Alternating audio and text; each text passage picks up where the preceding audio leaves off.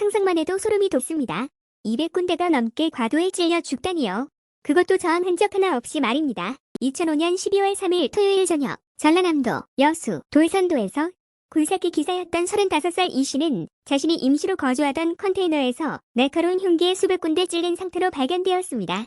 180cm의 키에 90kg에 건장했던 이 씨는 혈중 알코올 농도로 보아치한 상태도 아니었지만 288군데가 넘게 칼에 찔린 상태에서도 방어 흔적은 보이지 않았습니다. 싸워보지도 못하고 당했다는 거죠. 끔찍한 것은 배후에서 공격하여 꼼짝없이 당하게 한 이후 자리를 떠나지 않고 그곳에서 긴 시간 머물다가 시신을 더 찔러 훼손했다는 점인데요. 흉기는 작은 칼 2개, 범인이 현장에 남긴 단서는 270mm의 전투와 족적이 전부였습니다. 정신질환을 가진 사람이고 전시에도가 엿보이는 시신 등 쪽에 낭자한 자상으로 보아 가장 먼저 발견할 수 있는 사람.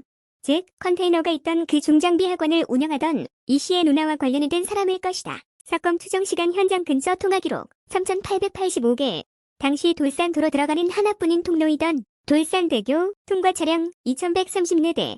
주변인 133명을 조사한 결과 좁혀진 단 한 명의 용의자, 바로 직에 참여로 5개월 과정을 듣던 그 학원 수강생 강 씨였습니다. 강 씨는 육군 부사관 복무 시 양극성 정동장애 진단을 받고 1년 만에 하사로 의병 제대했고 강박과 집착 성향을 보였는데요. 학원에서도 강사에게 집요하게 꼬치꼬치해 묻고 쉽게 흥분하여 후통을 벗어던지고 다른 사람들에게 시비를 걸기도 했다는데요.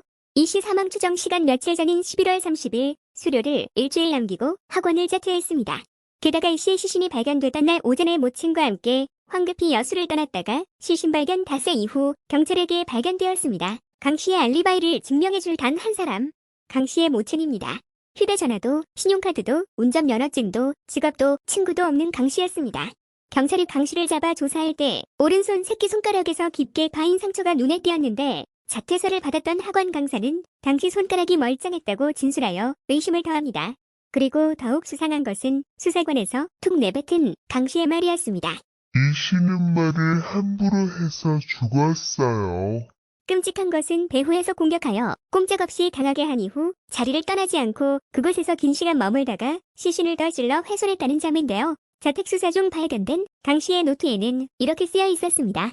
경찰이 나를 의심하는 것 같다. 경찰도 나를 잡지 못할 것이다. 내 알리바이는 깰 수 없고 물증도 없다. 강 씨의 군대 동기들은 그가 전역할 때 전투화 2켤레를 가지고 갔다고 증언했는데 강 씨의 집에서는 전투화가 한 켤레만 발견되었고 족적, 크기, 문양이 일치했습니다. 사건 발생 8개월 후 2006년 7월 31일 오전 강 씨는 호련 듯 여수 쌍봉 파출소에 나타나 자수를 합니다. 마트에까지 가서 구입했던 흉기를 지목했고 실제로 과도 2자루를 구입한 것이 확인되기도 했고요. 여천 학동모 아파트 풀밭에 흉기를 유기했다고 해서 경찰들이 금속 탐지기까지 이용하여 근처를 샅샅이 뒤지기도 했지만 터무니없게도 그날 늦은 오후에 강 씨는 경찰들을 조롱하듯 자신의 자백을 번복했습니다. 사실은 내가 안 그랬어요. 심심해서 그랬다고 한 거예요. 집에 보내주세요. 도대체 아들이 왜 이러는 겁니까?